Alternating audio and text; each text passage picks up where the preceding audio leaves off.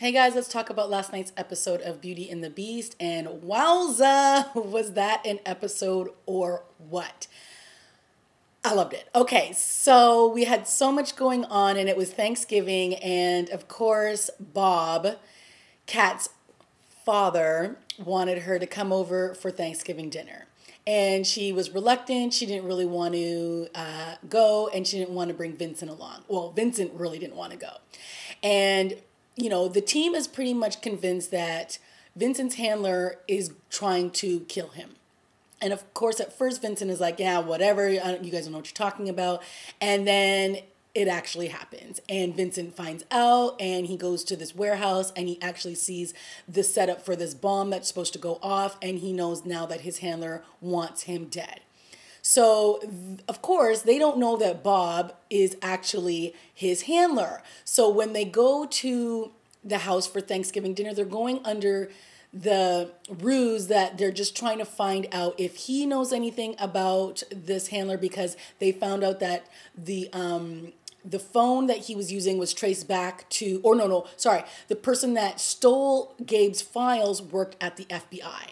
So now we all know that Bob is an FBI big wig, and so they figured that they could go to him, get him to be on board, and find out some information. Oh boy, what a mistake that was.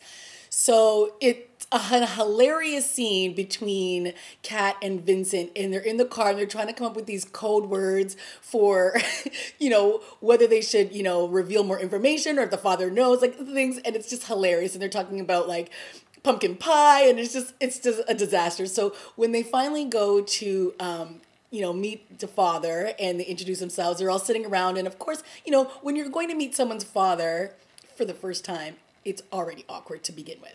And the fact that Vincent can basically read, your mind, not your mind, but they can tell if you're lying. He's basically a human lie detector, and he can tell this.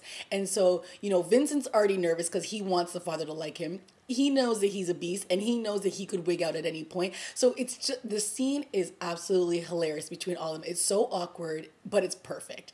And then, they start throwing out their little code words all over the place, and it's a complete disaster. It's just too funny. And at the end of it, we, find out that the father's pretending to go along, and they want all the information they can get on Muirfield. So this brings in Gabe. Now, Gabe has been with Tori for most of this episode, because Tori, as we know, is a beast, but nobody knows this. And when Tori was asking Gabe questions about, when you were going to kill my father and then bring him back, were you just going to like use those paddles and kind of stuff? So it was kind of cool that she was, trying to find out information for herself. And then she ran her car off of a bridge into the water, and she's now in the hospital.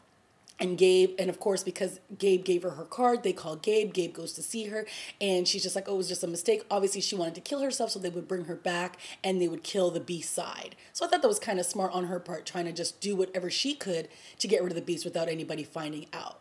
But it was a fail, and so now that Kat has called Gabe to go bring Muirfield information to her father, he's like, all right, well, I'm coming. And Tori is coming along with him.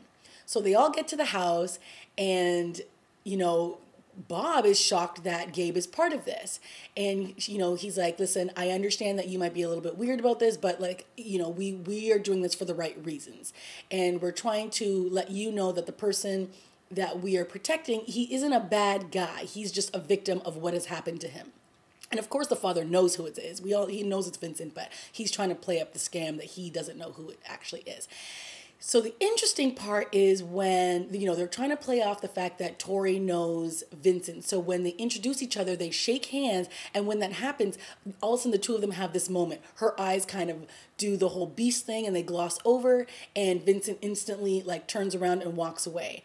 And in that moment, he starts to get all growly, and he's starting to beast out, and he beasts out, and he goes and he grabs an axe and he throws Bob up against the wall, and he's almost about to kill him. And then everyone stop, freaks out, and then Vincent takes off upstairs. So now the jig is up. Obviously, Bob knows that the real person that they're all talking about is Vincent, even though he knew already, and the plot clearly thickens. So Kat goes up to Vincent and is like, what just happened? He's like, I don't know. I don't know what happened. Just something triggered it. And she's like, listen, now we have to do damage control and we have to like let my father know that you are not going to hurt anybody because we cannot let anybody else find out that you are actually this beast, blah, blah, blah.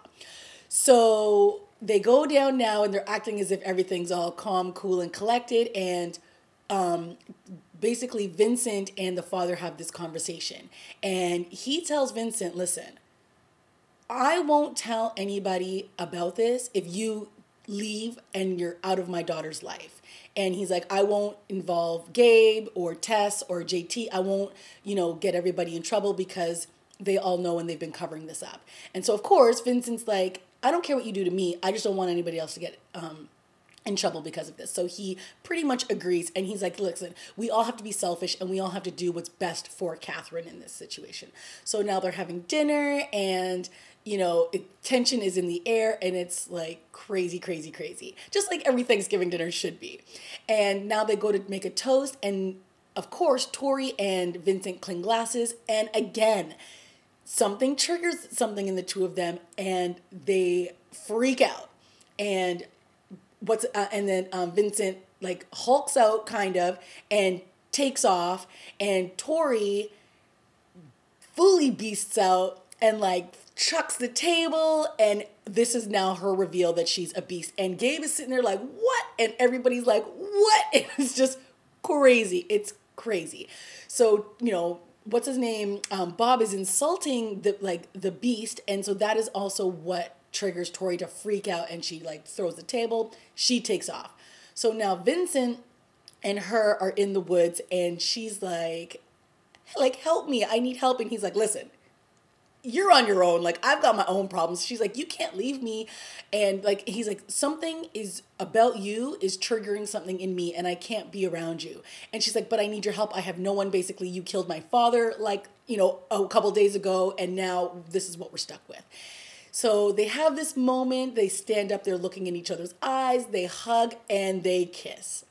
And I knew it. I knew this was going to have some kind of an effect on Catherine and him. And obviously they are connected. There's some pheromones that are going crazy when the two of them get together. And she's like the first beast that we've seen, female beast that we've seen. And now she's basically born into this. So, she wasn't being experimented on. This is like in her. So that is even crazy. Like, we don't even know what that means or what that can reveal. Like, does it mean that she can control it better, worse? Like, who knows? So completely crazy. Catherine comes in and sees the two of them kissing, and it's like, oh my gosh, of course. So Vincent basically is like apologizing, and Catherine's like, well, what am I supposed to do? Be okay with the fact that you two are drawn towards each other? And then he, of course, has what the father said to him in the back of his mind, and he says, you need to leave. If you don't, I will. So he basically breaks up with her, and that's that.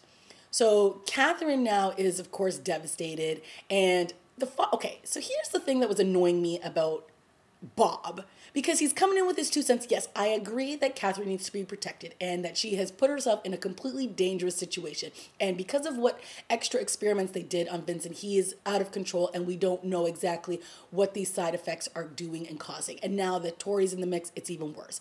But for him to be standing there all high and mighty and preaching like he's her daddy, like he's been there all along, and like telling her what's what, I was like, you need to step, okay, Bob, you need to go, because you have no business telling her anything about, I'm your father and I'm here for you and I protect her. It's like, listen, you left her and you abandoned her, so I don't want to hear it.